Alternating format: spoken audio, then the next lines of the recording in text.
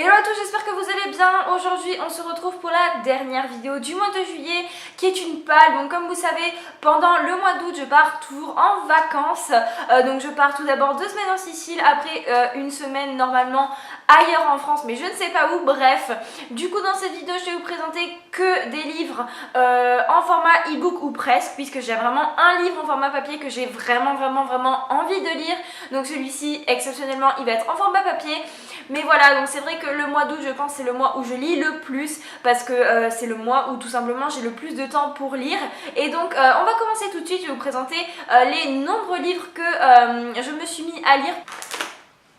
Le seul et unique livre papier que je vais lire pendant ce mois d'août et que je vais emmener en Sicile, il s'agit du Tribunal des âmes de Donato Carisi.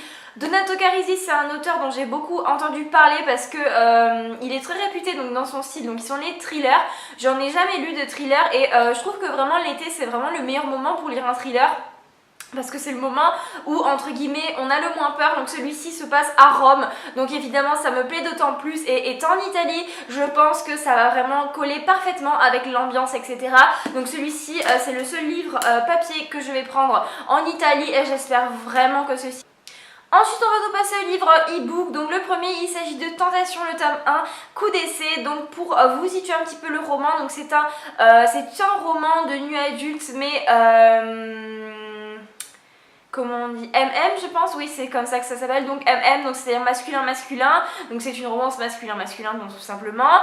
J'avais déjà essayé de lire un livre en romance masculin, mais c'est vrai que c'était un petit peu plus historique avec de la magie, etc. Il y avait beaucoup de choses mélangées. Celui-là, je crois que c'est vraiment que masculin, donc j'ai vraiment envie de voir si ce style me plaît réellement ou pas, parce que c'est vrai que le premier livre que j'avais lu était un petit peu mitigé et j'arrivais pas à dire si c'était vraiment la romance qui me dérangeait ou le reste qui était autour. Donc ce livre-ci va vraiment me confirmer si j'aime ou si j'aime pas la romance. Le troisième livre que j'aimerais lire durant ce mois d'août, il s'agit de Appelle-moi par ton nom, donc qui est une romance, il me semble, pareil, entre deux garçons, mais pas du tout du même style. Là, c'est vraiment une romance, vraiment comme je les aime de plus en plus, c'est-à-dire comme Sous la même étoile, etc. Donc j'ai vraiment envie de voir ce que ce livre donne. C'est vrai qu'il y a beaucoup de romances nu adultes dans cette sélection, mais c'est vrai que c'est le genre de livre que je préfère. Et en vacances, personnellement, je n'aime pas du tout me prendre la tête et je trouve que c'est le genre de livre qui me correspond le mieux. Donc le suivant, il s'agit de Dark Love, le tome 1. Donc oui, je sais, je vais commencer énormément de sagas, mais au niveau de l'intrigue, ça m'a vraiment interpellée, puisque tout simplement, on va suivre une fille donc, qui est amoureuse d'un garçon et un jour, elle va tomber amoureuse tout simplement en fait de son coach. Qui lui apprend à se défendre contre des agressions, je crois. Et un jour donc elle va se retrouver agressée et kidnappée, et donc elle va entendre la voix de son coach, donc elle va être rassurée, mais elle va découvrir que justement son ravisseur c'est son coach. Donc et elle va découvrir que plus ce ravisseur tout simplement est noir, et plus tout simplement elle va l'aimer. Donc à peu près voilà pour le résumé, mais voilà, ça m'intrigue. Pareil, on va commencer une saga avec Prince Captif, le tome 1, L'esclave, donc qui est pareil une romance MM, décidément il y en a beaucoup ce mois-ci. J'en ai entendu parler sur la chaîne de Moody Take a Book et elle disait vraiment que c'était sa saga préférée de 2017 il me semble, donc j'ai énormément envie de me lancer. J'avais donc envie pour la suite d'une romance new adulte, donc qui se passait dans une université, etc.